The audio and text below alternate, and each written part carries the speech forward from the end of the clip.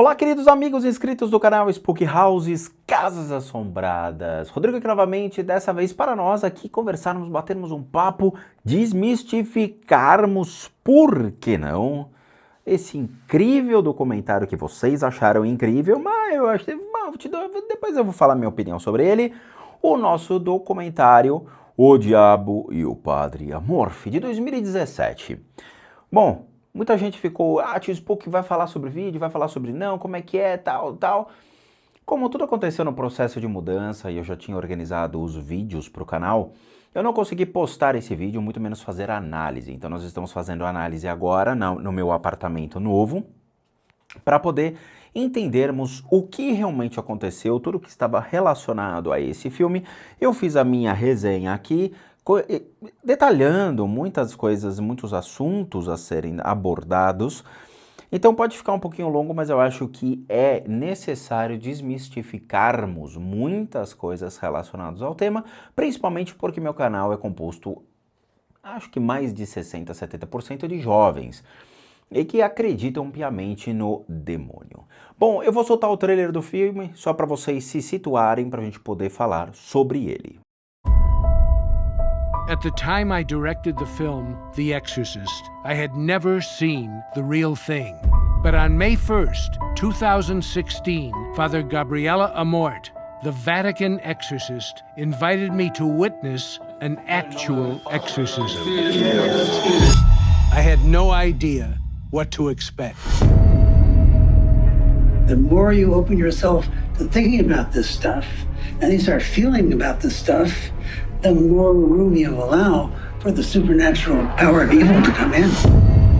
If we don't understand it, that doesn't mean it doesn't exist. There's a dimension to this world that is strange and beyond our capacity to control. Can I know how to treat it? No. So something is happening to her, it's clear. But maybe she puts into it the religious context in which she grew up. Because they believe, obviously, they know what's wrong with her. She's possessed by the devil. I think that's a very dangerous thing. Getting in close quarters with the devil. People like Father Amorth maybe can do that. I would never dare to do it. This is not fiction. It's different from all the movies. And I was there to film it.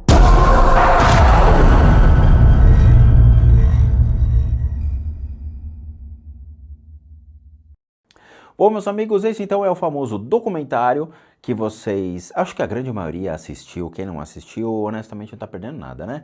Mas vamos lá. Primeira coisa que vocês têm que entender é o seguinte. Bom, o filme ele é narrado e apresentado por um cara chamado William Friedkin.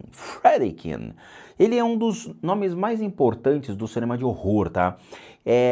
Eu acho que quem viveu essa época, no caso do tio Spook, sabe que ele foi o diretor do filme O Exorcista de 1973.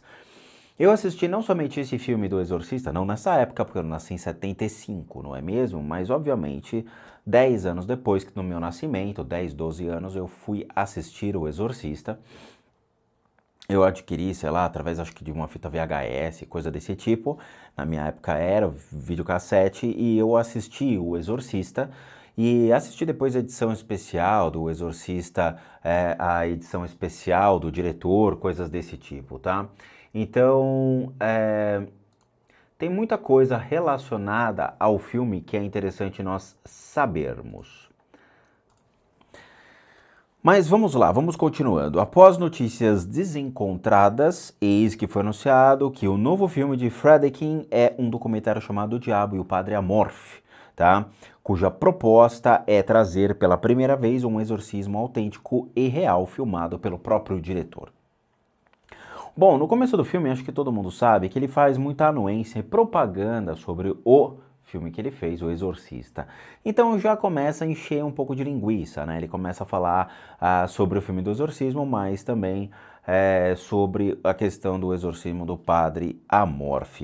Bom, ele destacou o fato do escritor de romances William Peter Blatty, que acho que acabou falecendo em 2017, ter se baseado em um caso real para criar a sua obra.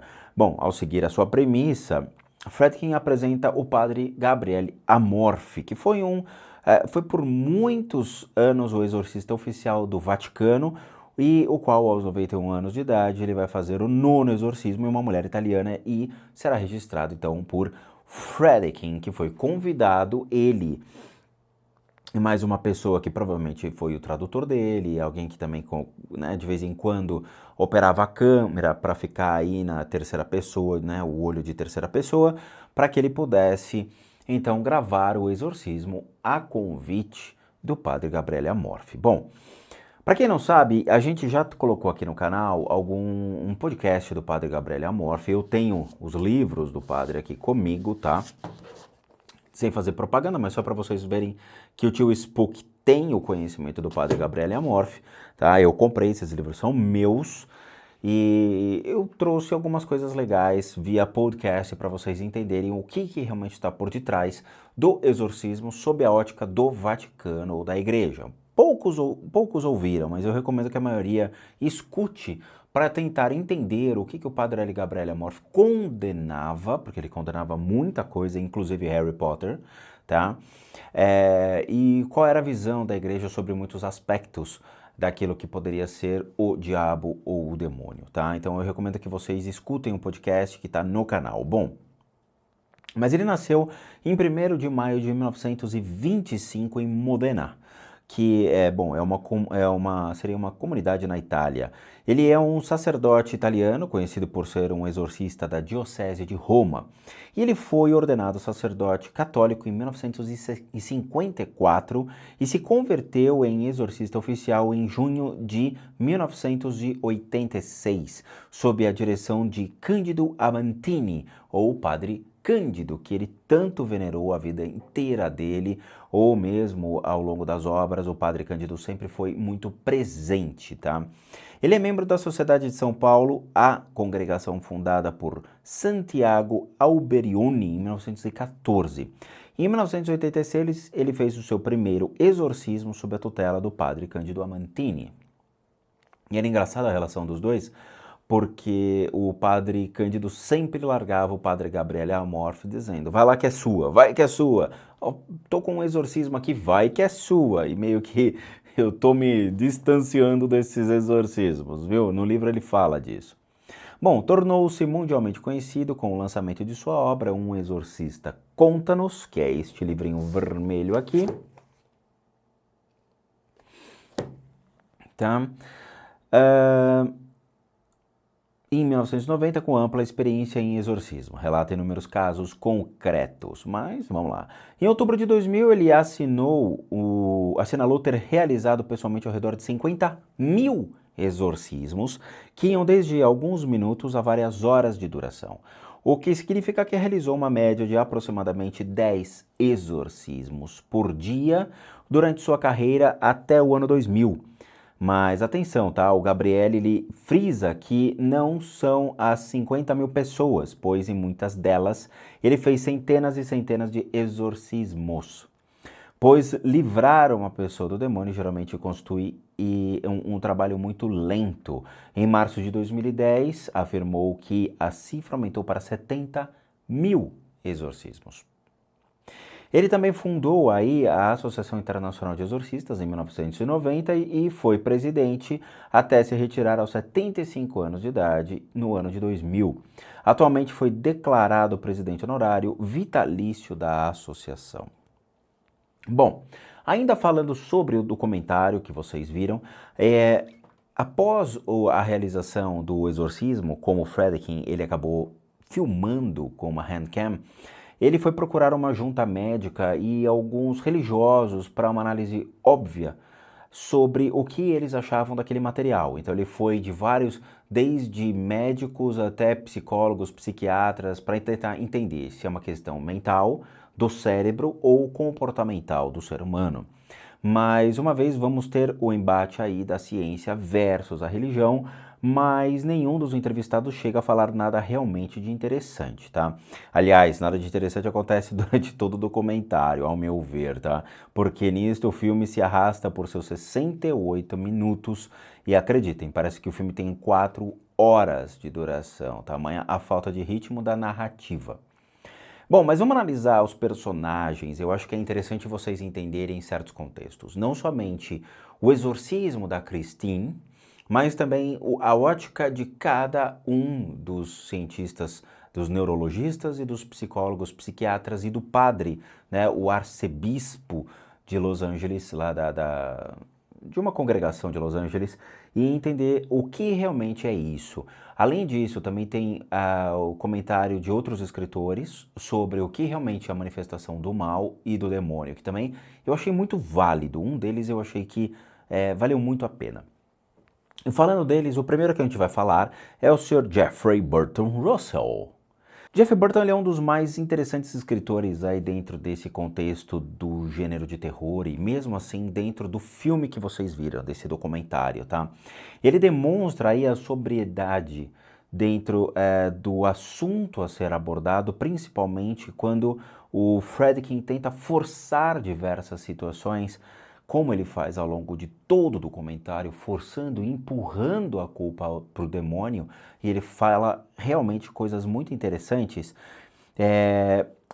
Das falas de Jeffrey Burton que me chamou muita atenção é: quanto mais você se abrir, primeiro, as pessoas devem ficar longe do assunto tanto quanto possível. Quanto mais você se abrir para pensar sobre essas coisas e você começar a sentir algo sobre essas coisas, mais espaço você abre para o sobrenatural, para o poder do mal entrar. E é verdade. Eu, desde que comecei o canal, eu sempre falo para as pessoas, quando a gente instiga o mal, busca o mal, ou tenta se aprofundar em assuntos que realmente envolvem energias maléficas, você não somente atrai isso para dentro da sua casa, mas você se torna parte disso. Isso é fato. Muitos malucos que começaram a praticar magia e deturpar a magia para uma coisa voltada à ganância, a prejudicar o próximo e tudo mais, morreram loucos. Morreram loucos. Então tome muito cuidado, vocês que são adoradores de magia, magia negra, né, que eles chamam, ou mesmo de feitiçaria, vocês que gostam de Goetia, gostam de demonologia, não é mesmo? Onde você fez demonologia? Eu fiz na FAAP, eu fiz na GV. Demonologia é um termo idiota que as pessoas usam e de maneira muito errada, porque não existe demonologia. Demonologia não é estudo de nada, não tem comprovação de nada, entendeu? É algo surreal. Então, as pessoas têm que começar a ponderar muitas coisas e começar a entender. E o que o Jeffrey deixa bem claro isso. Bom, quando ele foi questionado a respeito de acreditar realmente em uma possessão demoníaca capaz de tomar ou assumir a alma do outro humano, a resposta foi, acho que, mais interessante, pois acredita que tal criatura está interessada em seu corpo e tentar a alma seria fazer uma pessoa pecar. Então, ele acredita que o mal estaria mais interessado no corpo, por meio de manifestações em si, do que realmente acreditar que o mal poderia fazer algo para danificar o corpo de uma pessoa.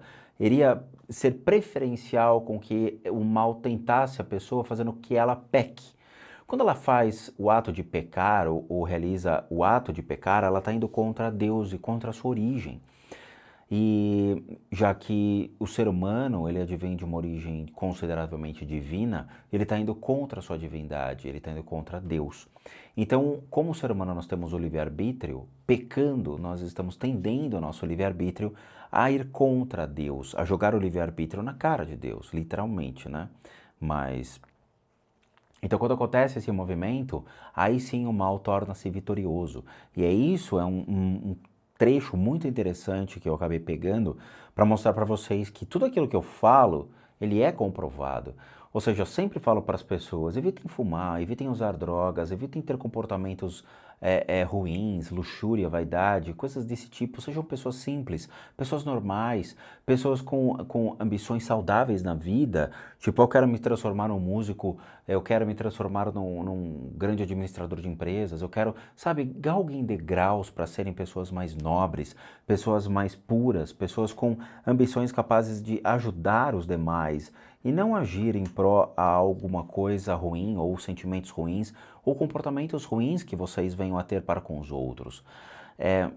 Mudem a forma de pensar, de agir. A maioria aqui acha que é legal demonologia, né? Coisa babaca desse tipo, falando português mais correto, e acha que tudo é culpa do demônio, tudo é o demônio, tudo é o demônio. Não é, tá? O próprio Jeffrey, ele fala isso. Tome muito cuidado com essas coisas.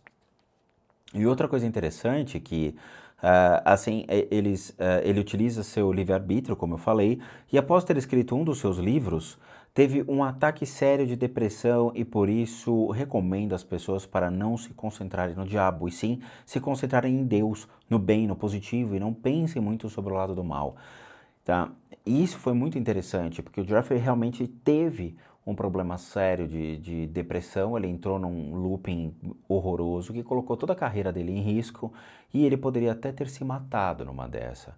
Então, assim, um grande escritor que foi em busca das respostas sobre o que realmente é o mal, e ele se viu envolto a ele. Então, tomem cuidado com aquilo que vocês atraem para dentro da casa de vocês.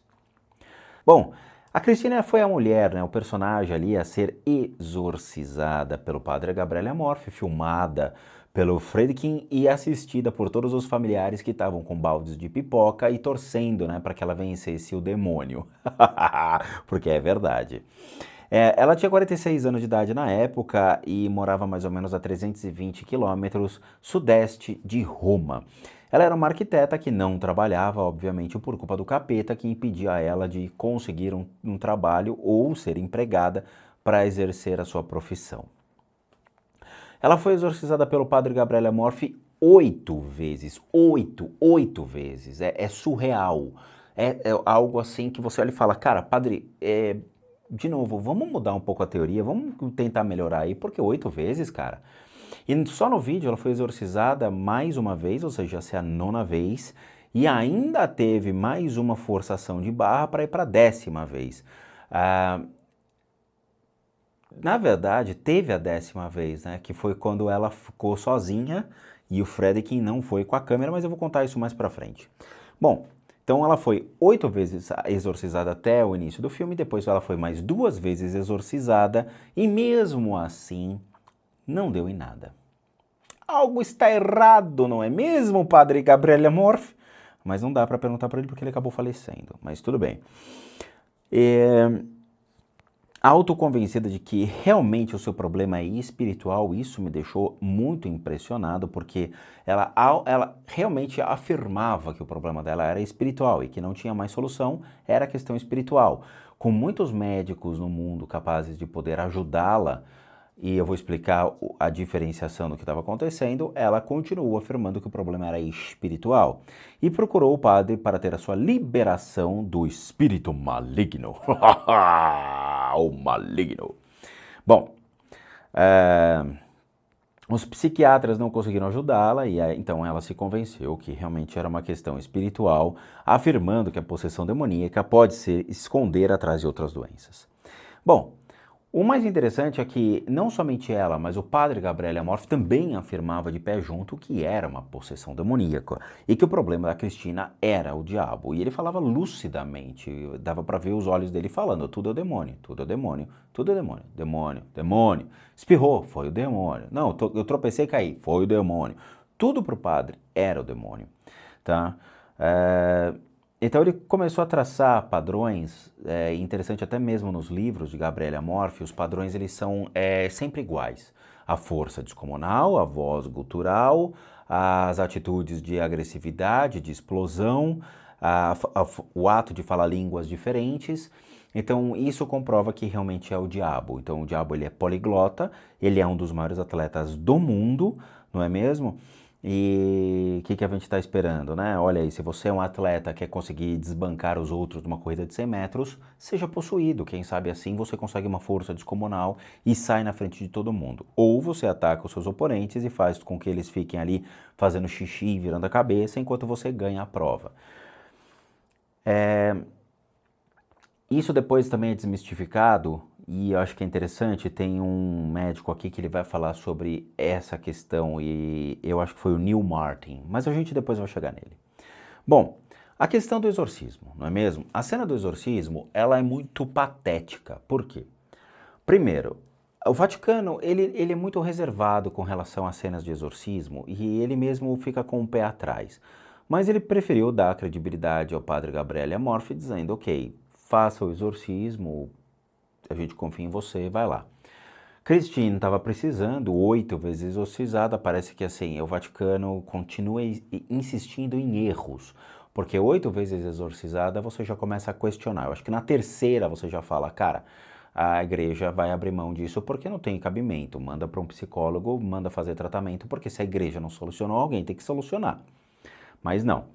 Então fica todo mundo ali no fundo, olhando, tem 2 padres dando auxílio para o Gabriele Amorfi atrás, e ele começa a cerimônia. A cerimônia é muito interessante porque Cristina fica sentada numa cadeira especial, é uma cadeira que tem um encosto, é como se fosse coberta por um tecido vermelho, a minha é coberta por um tecido roxo, mas é só para uma proteção ao couro, né? Então o que acontece?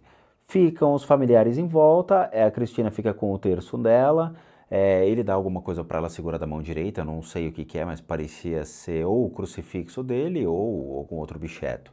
E ele fica jogando a água benta, fazendo careta, brincando para poder irritar a criatura para que ela se manifeste, tá? Legal. Parece que assim, todo mundo está lá esperando o momento certo para a manifestação, de repente ela começa a ter uma contração muscular e começa a engrossar a voz e começa a falar guturalmente, tá? A questão gutural, quando eu vi, eu achei muito curioso, por quê?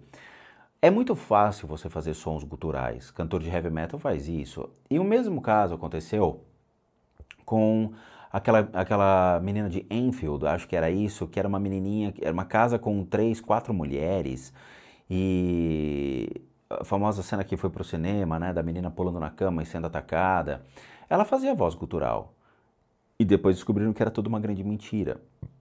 A única coisa que era válido dessa história era como é que ela sabia o nome daquele senhor que sentava na cadeira de balanço. O resto tudo era falso.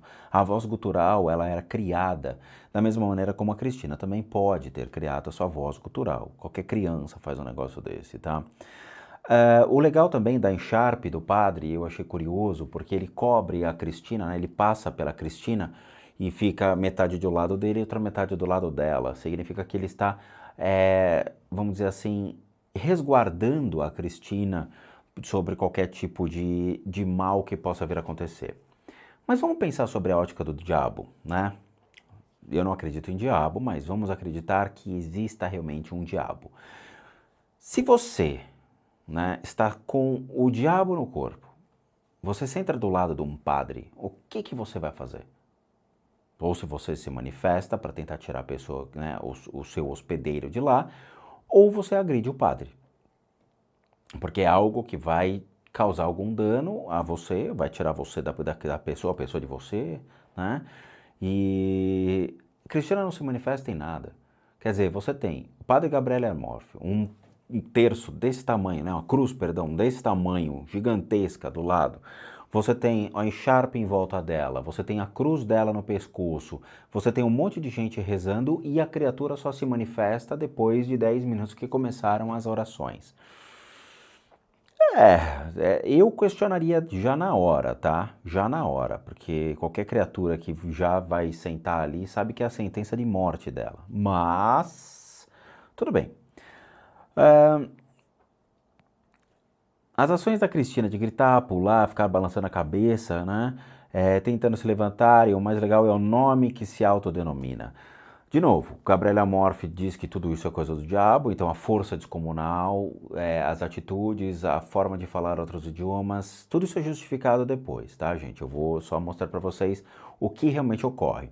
Mas a questão dos nomes, na hora que ela pronuncia os nomes, a gente já fica com o pé atrás. Porque fala que é o cachorro da bruxa do Chaves, né? Eu sou o Satanás! Eu sou o Satanás! Sou o Satanás! Tudo bem, até aí beleza. De repente fala, nós somos muitos, somos legião. Aí você fala, bom, é o dito diabo bíblico chamado legião. Aí depois ela fala um outro nome, que é o Tantagabi, uma coisa assim, né? Pra mim sou como o Uga Buga, meu amigo, mas ela fala o Tantagabi, o Tantagabi, o Tantagabi. Ou seja, não tem nexo o que ela tá falando. E a questão de, somos muitos, somos uma legião, o diabo bíblico chamado legião, que nada mais, nada menos era a invasão do Império Romano sobre os territórios que os hebreus estavam, não é mesmo? Os judeus estavam habitando, os descendentes dos antigos hebreus estavam habitando, e Jesus foi lá para negociar, né, ou ver o que realmente estava acontecendo. Essa era o termo para legião. Legião não era um diabo. Legião foram realmente a tomada das terras pelos exércitos. Isso historicamente é comprovado, tá? Tem muito aí que deve estar pulando da cadeira já nesse exato momento, mas é fato e real. E uma coisa interessante é que antes de todos saírem, né, na parte já, na continuação do vídeo, o padre Gabriele Amorfi chama o pai da Cristina e a mãe da Cristina para fazer uma bênção. Tudo bem, o pai senta lá, ele começa a abençoar e a Cristina de novo volta, né? De novo, peraí, padre, você não tirou a criatura? E de repente ele voltou, ele teve um flashback, tipo, ele esqueceu o que? A chave de casa. Ó, eu esqueci a chave de casa, galera, eu vou pegar aqui na Cristina, opa, né? E pegou de novo. Então tem que tomar muito cuidado. Quando ele pegou de novo a Cristina, você fala, pô, já deu, né, cara? De novo? Aí vai virar o quê? O 10º exorcismo? E o mais interessante é que quando ele toca na mãe dela, aí a bicha surta e começa a chamar ela do quê? De feiticeira. Então existe alguma coisa estranha no ar. Para quem entende de comportamento humano, de psicologia humana, vai perceber que existe algo estranho. Ou seja, a menina está sujeita à influência de um grupo. Todo mundo ali na torcida, a família toda, não é mesmo? Ela busca, vamos dizer assim, ela tem dificuldades no seu trabalho, na sua profissão. É uma maneira de, né, tipo, olha, eu não vou trabalhar porque hoje eu estou possuída pelo demônio.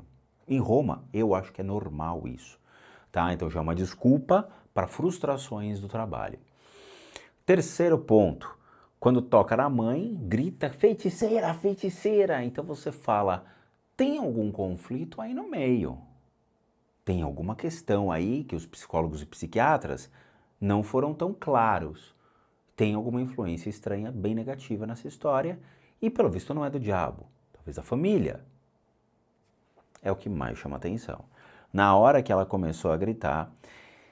E ao final disso, depois que ele tocou na mãe e deu a bênção, o que ele falou para Cristina, quem assistiu? Basta!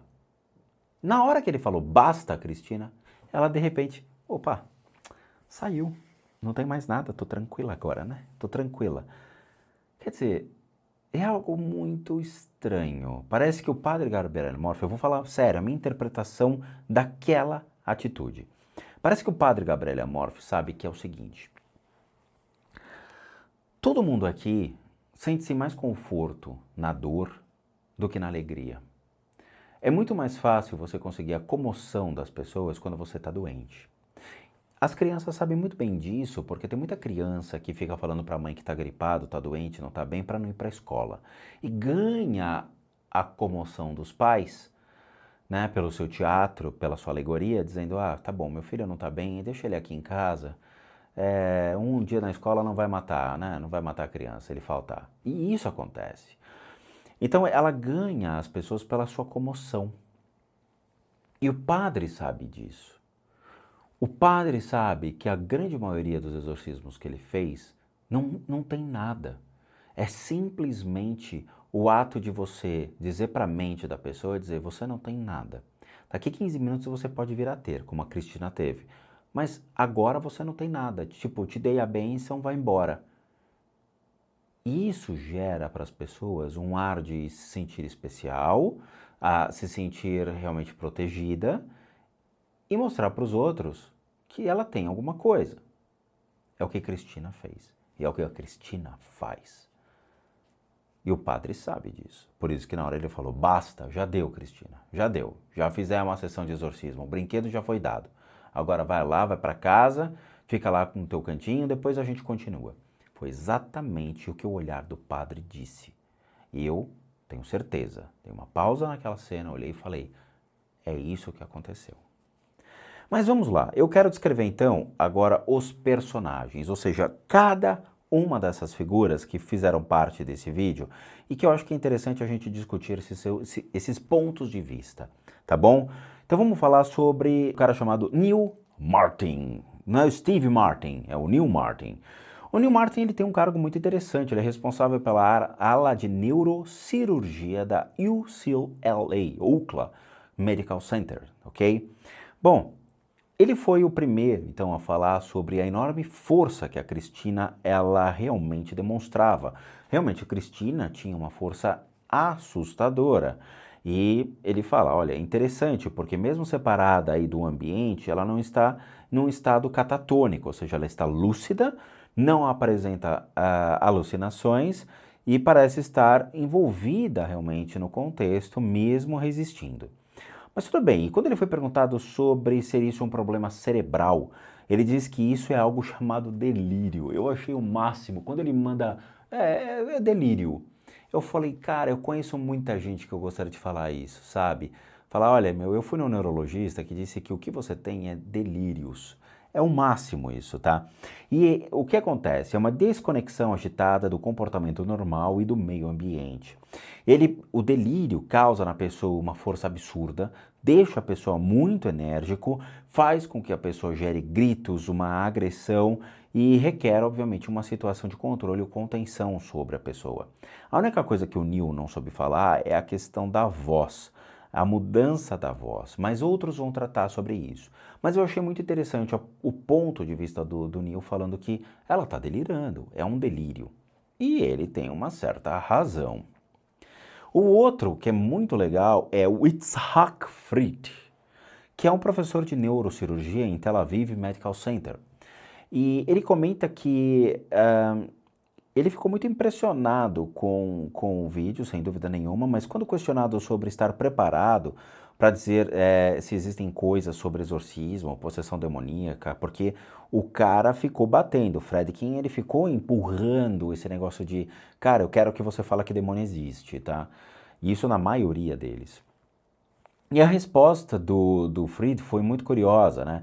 Que essa crença, ela pode ser vista em pessoas religiosas ou que possuem antecedentes religiosos, mas os que não possuem, elas não vão ter essas manifestações que a Cristina teve. Isso significa que chama-se referência. A Cristina teve essas atitudes por referência à família e aquilo que ela já viu sobre o tema exorcismo. A quantidade de informações religiosas que as pessoas possuem, ela pode afetar ou mesmo mudar o cérebro, ou seja, as percepções do ser humano. E acreditar ser tudo isso um fenômeno comportamental, sem dúvida, algo realmente ocorreu com ela, de acordo com o Fried, mas ela pode estar aí colocando o contexto religioso em que ela cresceu, já que seus familiares acreditam que ela realmente foi possuída pelo demônio. E Fried tem uma enorme razão sobre o fato, ou seja, ela está sob influência de uma família extremamente religiosa, num país realmente puramente religioso, sob a ótica das pessoas que estão realmente colocando que o que ela tem é o diabo, é o demônio no corpo, a mente dela vai se convencer daquilo e ela vai ter as manifestações que nós vimos. Faz sentido, tio Spook. Claro que faz sentido. Isso a gente chama de behavior, ou uma atitude comportamental do ser humano mediante a influência das pessoas, do ambiente, da sociedade e do mundo. Porque o conceito de exorcismo ou de possessão demoníaca já é um conceito mundial. Não tem como escapar. Você vai procurar um filme para você assistir, tem lá, sei lá, o Capeta, Férias Frustradas do Capeta, Capeta em Hollywood, Capeta...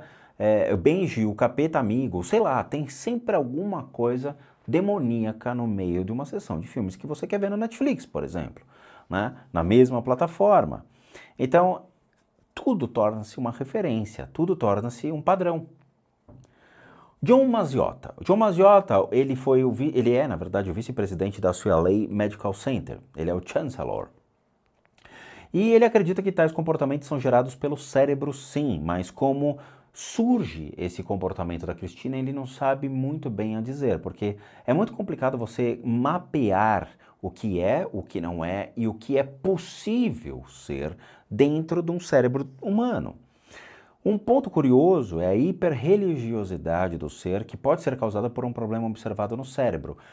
E isso é real. Ele mostrou a possibilidade de que tumores cerebrais podem levar uma pessoa a surtos desse tipo, a ter uma hiperreligiosidade ou utilizar-se muito desse lado da religião por meio de uma disfunção cerebral. Muito bem. Dentro do departamento de psiquiatria da Columbia University, não é Columbia Pictures, é Columbia University.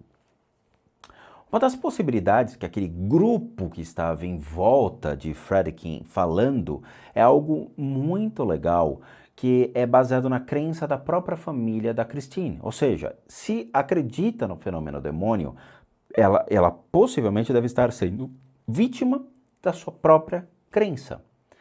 Outro ponto que foi abordado é de tratar um transtorno de transe dissociativo. Muito legal também, que é onde ela está fazendo algo que está todo mundo participando de um ritual, no qual será então a solução para os seus problemas.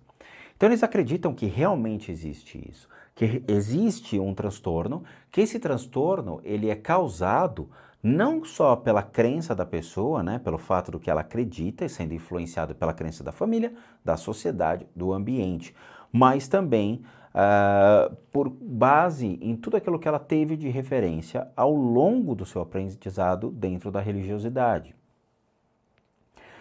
Vamos falar sobre o Robert Barron, que seria esse arcebispo de Los Angeles. Bom, sobre diversos apontamentos que deixaram todo mundo aqui bem assustados, principalmente vindo de um arcebispo que disse que não sabe fazer exorcismo e que tem muito medo do diabo. Algumas coisas fizeram sentido, como tentar aliviar dúvidas sobre os problemas fisiológicos, psicológicos, para poder ter certeza do que ocorre. De novo, Friedkin tentou empurrar, dizendo que a culpa era do diabo, do demônio, e que a igreja devia tomar realmente um partido. E ele falou que não é bem assim. Para a igreja realmente ter um partido sobre isso, deve-se eliminar muitas coisas. Principalmente problemas que são ligados à parte psicológica, fisiológica e outros comportamentos que venham a ser questionáveis pela medicina. A partir do momento que um médico diz, olha, a Cristina não tem nada, ela é simplesmente perfeita, não tem nada, não tem problemas familiares, está tudo ok, belezinha com ela está liberada e aí o Vaticano assume. Mas enquanto isso, não se pode fazer nada. E quando questionado sobre o mal inerente ao ser humano, ele responde sobre a ótica de que o diabo ele é bom, considerando sua inteligência e sua vontade, mas a sua bondade ela foi se transformando.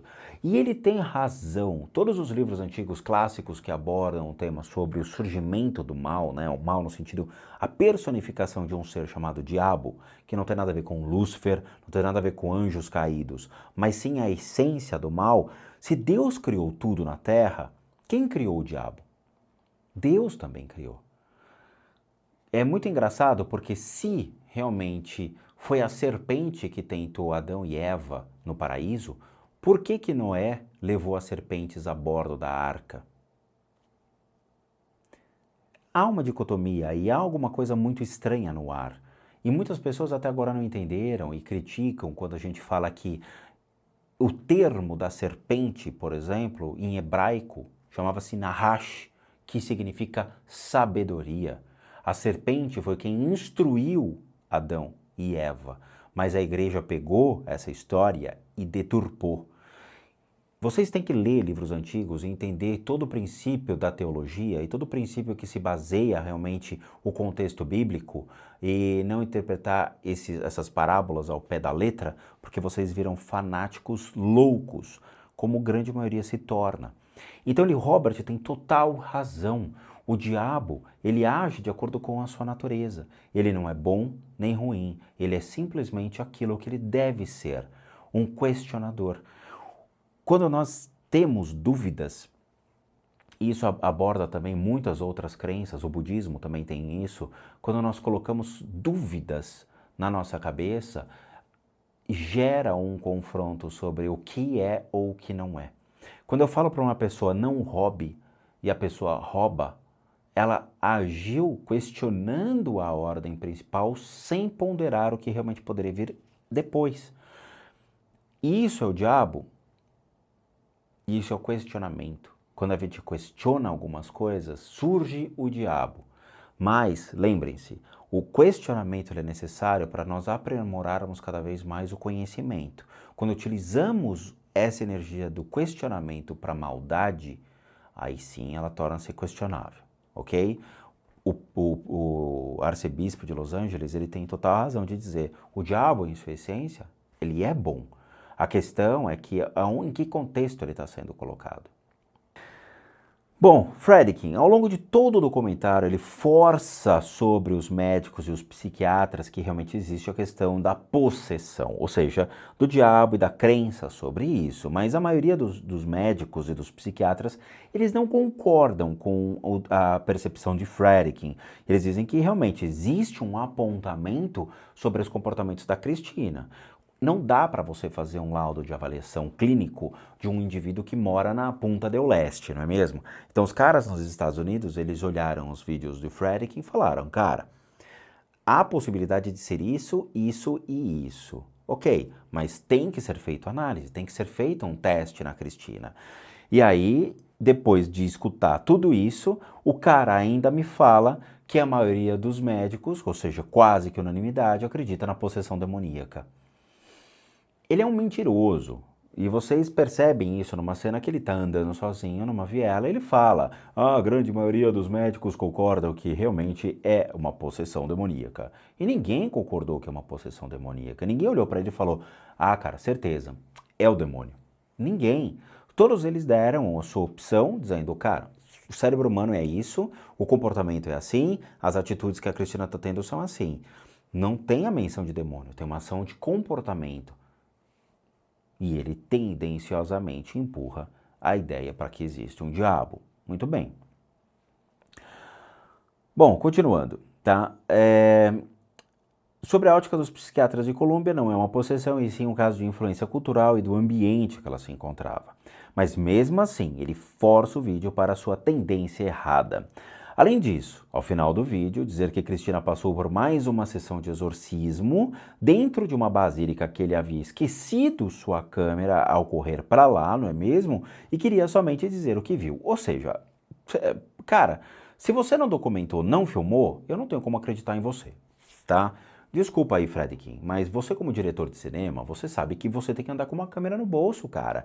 Tudo é uma situação, tudo é uma hora de você tirar uma câmera e falar, meu, vou filmar, mesmo que seja usando uma TechPix, mas pelo menos tá aqui, ó, cara, eu tava lá. E aí tem a historinha de que Cristina não quis mais recebê-la, que ela teve que reagendar e não conseguiram marcar de novo. Ele fez uma historinha lá que, né, não convenceu ninguém, Friedkin, na boa. Né? Você entrou numa basílica, mudou a cor da textura da basílica, dizendo que foi lá que aconteceu mais um exorcismo da Cristina, que ela se atirou ao chão, que voou cadeira, que ela saiu vomitando, que ela grudou no teto, né? Que ela virou... Não tem nexo, Friedkin. É assim, não colou, cara, não valeu. Bom, eu vou trazer uma outra coisa para vocês a partir de agora, que é a minha análise, tá? Eu vou analisar o padre Gabriele Amorfi, vou analisar a Cristina e vou analisar também a sala onde ocorreu o exorcismo. Sobre o padre Gabriele Amorfi, teve uma cena muito clássica que deu para pegar bastante, que foi durante o exorcismo da Cristina, quando ela está sentada, Gabriele está do lado esquerdo dela, tá? E todo mundo atrás. Então essa é a melhor imagem para vocês poderem usar ali como uma referência que eu vou mostrar, tá? Padre Gabriele Amorfi tem muita energia negativa em cima dele, gerada por ele, pela saúde física debilitada que ele tem e pelo, vamos dizer assim, pelos conflitos que ele teve ao longo de sua vida, tá? Então você tem energias que vão da cintura para baixo completamente sujas, as pernas completamente imobilizadas, atrofia completa de todos os órgãos da parte de baixo. Então ele começou a ter problemas sérios. Então ele pode ter problema de bexiga, de canal urinário, próstata, problemas intestinais, vesícula, toda a região da cintura para baixo estava completamente imunda. Nas costas de Gabriele Amorfi existia um laço em volta da região do tórax, puxando para de trás dele, mais como se fosse duas pessoas assim para o lado, mas no fundo, tá? Essa energia em volta dele são os problemas que ele teve relacionados a problemas emocionais, conflitos familiares que ele teve com relação à família dele, algumas atitudes de vícios que ele teve que largar, coisas desse tipo que ainda estavam sendo, vamos dizer assim, colocadas ou cobradas em cima dele. E aquilo ficou remoendo. Então, toda a região dele de desequilíbrios emocionais, de altos e baixos, de nervosismos que ele apresentava, por mais que ele demonstrasse ser uma pessoa sorridente, brincalhona e tudo mais, sempre tinha um problema sério, sempre tinha alguma coisa estranha sobre ele. Poderia ser o excesso de criaturas com que ele enfrentava? Sim, poderia, tá? Poderiam ser as criaturas que ele enfrentava diariamente. Mas, de novo, a questão dos exorcismos dele, mesmo acompanhando os livros e vendo o documentário, ao meu ver, o Gabriele Amorfi, ele simplesmente fazia as pessoas acreditarem que o exorcismo funcionou. Mais nada. Gabriele Amorfi não tinha força para fazer o exorcismo. Talvez o padre Cândido poderia ter, mas o Gabriele não. O Gabriele tinha uma coisa que a igreja precisava, que chama-se carisma. Você vê o Papa Francisco, o Gabriele Amorfi e muitos outros, eles ganham os fiéis pelo sorriso, pela atitude, pelo comportamento. E isso a igreja perdeu ao longo de muitos e muitos e muitos anos. A igreja ficou com as estruturas abaladas e precisava voltar novamente a cair às graças da população. E uma maneira disso é criando figuras emblemáticas felizes, contentes, sorridentes. Eu sou o Buddy Priest, ok? O Papa legal, o cara legal que vai cuidar de você. Sobre Christine, o que realmente estava sobre ela? Eu fiz a minha análise sobre todas as criaturas que estavam na sala e sobre Christine. Christine tinha algum obsessor sobre ela? Sim, tinha. Do lado esquerdo de Christine, bem do lado do padre Gabriele Amorfi, tinha um obsessor enorme atrás dela, que estava conectado na região da cabeça dela e na região da cintura dela. Isso poderia ser o suficiente para gerar essas atitudes? Impossível. Impossível. Ele não estava sobreposto a Christine, ele estava ao lado dela, conectado a ela. Se ele estivesse tendendo a incorporar em cima da Christine, provavelmente teríamos um comportamento muito parecido, mas realístico. Ou seja, a Christine iria cair no chão, Christine iria ter um ponto mais de se contorcer e ela provavelmente apagaria. Mas nesse caso não, ela estava absolutamente sóbria, ela estava sabendo o que estava acontecendo. E o que foi o trigger para mostrar que, o trigger eu digo gatilho, para mostrar que realmente não era um caso de possessão, foi quando o Gabriele Amorfi deu, vamos dizer assim, a bênção à mãe dela. Que aí ela surta e começa a ofender a mãe. Ou seja, existe um conflito materno, um conflito paterno, um conflito familiar. Esse conflito familiar não tem nada a ver com o espiritual, e sim com traumas da infância que eles tentam realmente ser, vamos dizer assim, colocados para fora, mas é por meio dessa atitude ruim dela de achar que é o demônio, e não é o demônio. É simplesmente a caixinha de Pandora de Christine com relação a todos os traumas que ela teve, todos os problemas familiares que foram gerados ao longo de sua vida.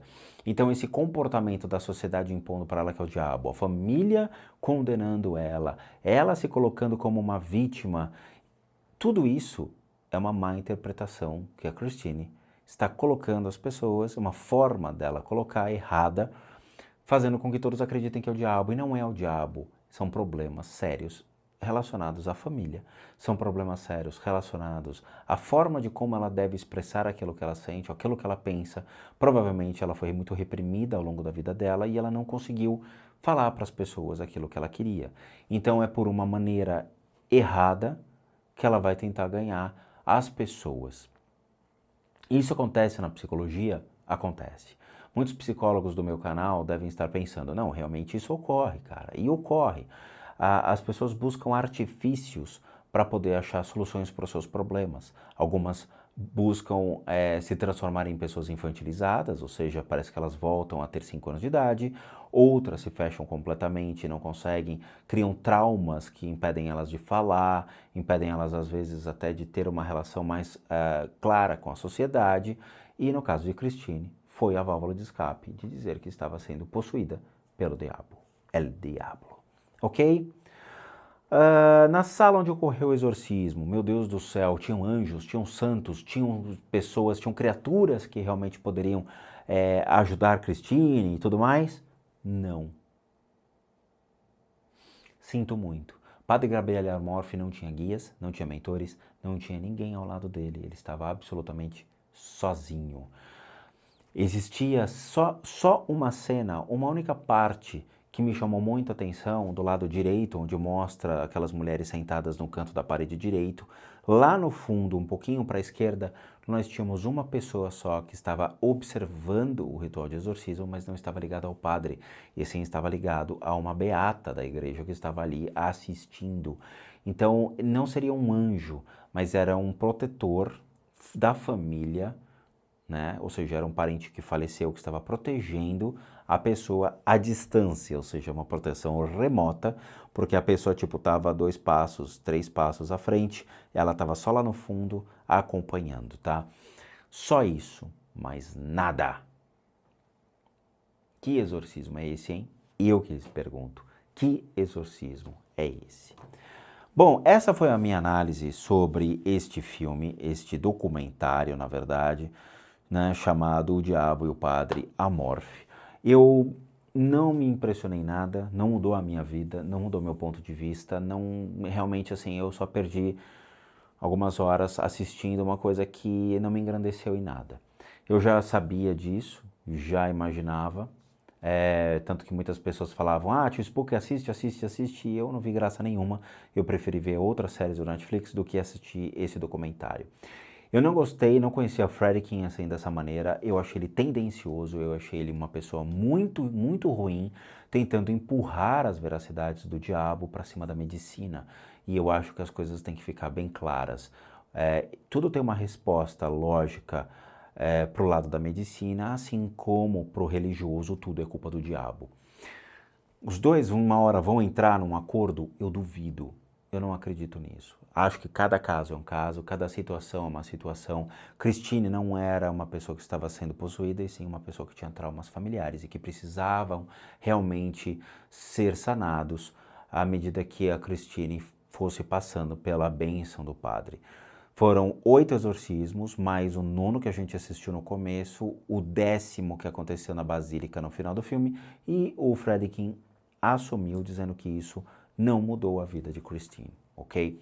Então eu não sei até onde vai a igreja tentando com esses erros, da mesma maneira como eu não sei até onde vai a medicina, que não fez nenhum processo de intervenção junto a Christine, sabendo que ela já tinha passado por 8 exorcismos e que nada havia mudado. Ou seja, aí eu acho que deveria ser ao contrário. A medicina deveria bater na porta do Vaticano e dizer, cara, você está exagerando demais. Deu errado? Me dá a pessoa aqui, vamos poder ajudar de uma outra maneira, tá? Existem médicos que até permitem a religiosidade junto. Outros, nesse caso, deveriam assumir, sabendo que Christine não estava sendo tratada, não estava recebendo o devido tratamento pela igreja, tá bom? Sinto por isso, realmente, muitas pessoas estavam esperando um documentário muito legal, atitudes reais, né? Ela vomitando sopa de ervilha, grudada no teto, jogando coisas como Friedkin acredita, ou ele engana as pessoas, fazendo com que as pessoas acreditem nisso, mas o Papa, o próprio Gabriele Amorfi, o padre Gabriele Amorfi, comprovou que não existe nada disso. Simplesmente botou a encharpe em cima dela, jogou água benta, fez algumas orações, viu a Christine gritando, depois mandou ela calar a boca, né? Basta a Christine, ela parou, ficou lá sentadinha, ele deu um osso para ela e acabou. Tá? Eu sempre bato nesse critério, e muita gente fica falando, tio Spook, quando você faz as análises, a maioria é fake. Eu acho que tudo que segue a Igreja Católica dentro desse princípio de exorcismo torna-se ou hilário, ou sarcástico, ou totalmente falso. E esse documentário é prova disso. ok? Eu realmente dou aval aos psicólogos, aos psiquiatras que tinham total razão. Eu, analisando a energia da Christine, poderia dizer isso a eles. Olha, cara, existem os traumas emocionais que estão se fazendo muito mais presentes. Só tem um obsessor aí fuleiro que não está fazendo nada demais ao lado dela. Não existe diabo, não existe demônio, não existe possessão. Ponto. Morreu a história. Tá bom? Bom, é isso. Foram 50 minutos de bate-papo aqui sobre o filme. Eu espero que vocês entendam a maneira como eu coloquei, que não joguem pedras como muitas pessoas jogam. Tem muitos fanáticos no meu canal que ainda acreditam no diabo, no demônio.